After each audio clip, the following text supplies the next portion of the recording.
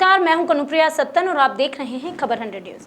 आइए नजर डालते हैं आज की कुछ खास खबरों पर, लेकिन उससे पहले एक नजर आज की हेडलाइंस की ओर।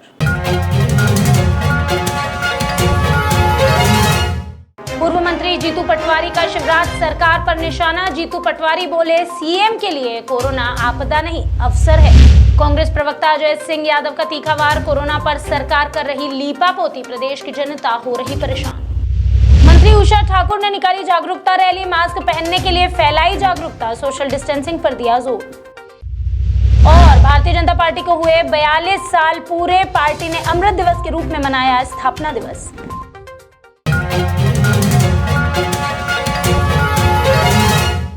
मध्य प्रदेश के पूर्व मंत्री जीतू पटवारी ने राजधानी भोपाल के इंदिरा भवन में प्रेस कॉन्फ्रेंस की, जिसमें उन्होंने मुख्यमंत्री शिवराज सिंह चौहान पर निशाना साधा और कहा कि मुख्यमंत्री कोरोना को महामारी नहीं बल्कि अवसर समझ रहे हैं।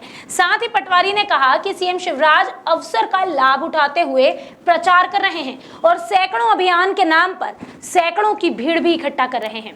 पूर्व कैबिनेट मंत्री ने अपने बयान में भारतीय जनता पार्टी सरकार पर जमकर हमला किया। आइए आपको सुनाते हैं क्या कहा जीतू पटवारी ने।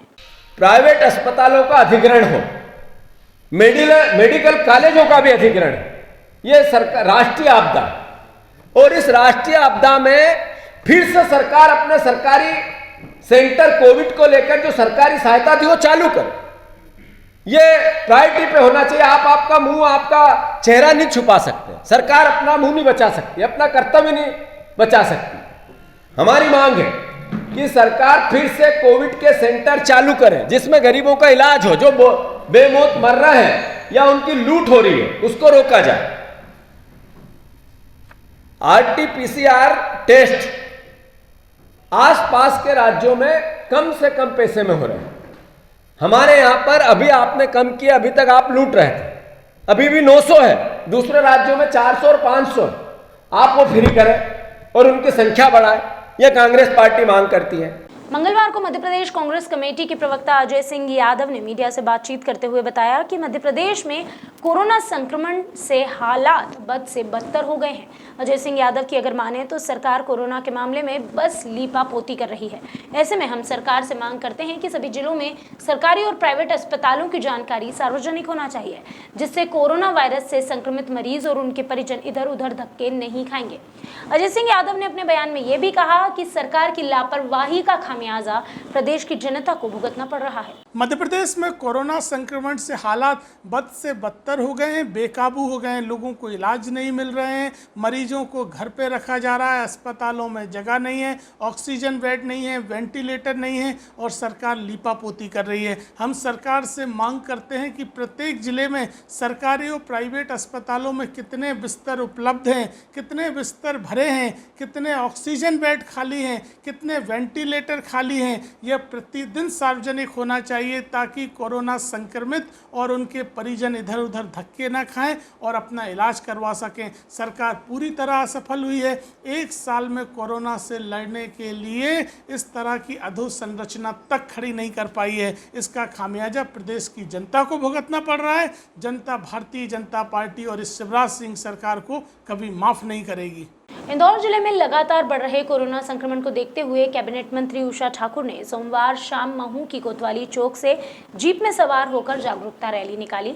इस रैली में उन्होंने मास्क पहनने के लिए जागरूकता फैलाई। साथ ही उन्होंने मौके पर मास्क का वितरण भी किया। कैबिनेट मंत्री उषा ठाकुर ने पत्रकारों से चर्चा की और उन्होंने कहा कि कोरोना महामारी धीरे धीरे बड़ा रूप ले रही है। इससे बचने के लिए सोशल डिस्टेंसिंग और मास्क का उपयोग बेहद जरूरी है। भारतीय जनता पार्टी का ये आदेश हुआ है कि हर जनप्रतिनिधि अपने क्षेत्र में जागरूकता अभियान के लिए पहुंचेंगे और ये जागरूकता अभियान संचार क्षेत्रों से मुक्ति पाने के लिए ही है, क्योंकि मास्क ही बहुत ज़रूरी है। मास्क नहीं तो बात नहीं, ये संकल्प सबसे करवाया है और ये अनिवार्य भी है, क्योंकि संक्रमण हम सब जानते हैं, संक्रमण का सशक्त माध्यम बात करने में जो सलाइवा हमारा उठता है वही एक वजह है। तो वैक्सीन लगाएं, राष्ट्र धर्म निभाएं और मास्क लगाना, कोरोना भगाना, ये संकल्प लेकर आज भारतीय जनता पार्टी सड़कों पर उतरी है। सारे जनप्रतिनिधि अपने अपने क्षेत्र में। मंगलवार को भारतीय जनता पार्टी का स्थापना दिवस मनाया गया। इसी कड़ी में इंदौर जिले के महू में भी भाजपा के 42 साल पूरे होने पर बड़े हर्षोल्लास के साथ स्थापना दिवस मनाया गया। इस मौके पर बड़ी संख्या में भाजपा के पदाधिकारी, नेता और कार्यकर्ता प्रमुख रूप से उपस्थित रहे। महिला नेत्रियों का स्वागत कैबिनेट मंत्री उषा ठाकुर ने दुपट्टा पहनाकर किया। इस मौके पर उषा ठाकुर ने भाजपा की स्थापना दिवस को अमृत दिवस के रूप में मनाया। साथ ही उन्होंने ग्राम पंचायत और कैंट बोर्ड के हर वार्ड में 42 पौधे लगाने का संकल्प भी लिया। भारतीय जनता पार्टी की स्थापना के 42 वर्ष हुए और सभी कार्यकर्ताओं का संकल्प है कि हितग्राही योजनाओं को घर घर तक पहुंचा देंगे। और ये अमृत महोत्सव भी है और पार्टी का 42वां जन्मदिन भी है, तो हर पंचायत में, हर वार्ड में 42 फलदार पेड़ों का वृक्षारोपण कार्यकर्ता करेंगे, ऐसा प्रण सबने यहाँ किया।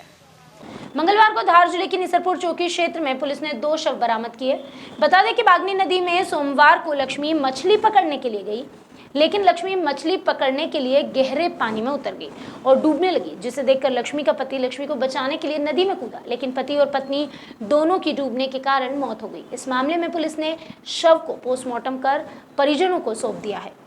5 राज्यों में चल रहे विधानसभा चुनावों को लेकर गुजरात में कांग्रेस के प्रदेश कार्यकारी अध्यक्ष हार्दिक पटेल का एक बड़ा बयान सामने आया, जिसमें हार्दिक पटेल ने ईवीएम को लेकर कई सवाल खड़े किए। साथ ही उन्होंने कहा कि असम में बीजेपी के प्रत्याशी की गाड़ी में ईवीएम मिलना और बंगाल में राजनीतिक हिंसा होना लोकतंत्र के लिए काफी चिंता का विषय है। इसके बाद हार्दिक पटेल ने भारतीय जनता पार्टी राज्यसभा सांसद ज्योतिरादित्य सिंधिया पर निशाना साधा। उन्होंने कहा कि सिंधिया कांग्रेस की सरकार गिराकर बीजेपी में शामिल हुए थे, लेकिन अब सिंधिया किसानों के हक में आवाज नहीं उठा रहे हैं। देखिए, ये 5 प्रदेशों के जो चुनाव है वो देश की दशा और दिशा तय करेंगे। साथ ही साथ बंगाल और आसाम में चुनाव प्रक्रिया पर जिस तरह से सवाल उठ रहे हैं, जैसे कि ईवीएम को भाजपा के प्रत्याशी की गाड़ी से बरामद होना, बंगाल में जिस तरह से राजनीतिक हिंसा होना, ये लोकतंत्र के लिए चिंता का विषय है। और पिछले 6 सालों से लगातार चुनाव प्रक्रिया पर सवाल उठते हैं, तो क्या चुनाव कमीशन चुनाव की प्रक्रिया पर विश्वसनीयता कैसे पैदा हो, उस पर काम नहीं कर सकते। आज मेरा ये मानना है कि कहीं ना कहीं चुनाव कमीशन, जो राहुल जी ने भी कहा कि चुनाव जगह छोड़कर कमीशन, मतलब चुनाव प्रक्रिया एक कमीशन के तौर पे काम करिए, जो नहीं होना चाहिए। अभी के लिए बस इतना ही। बाकी खबरों का सिलसिला लगातार रहेगा जारी। जुड़े रहिए खबर 100 न्यूज के साथ, जनता की बुलंद आवाज।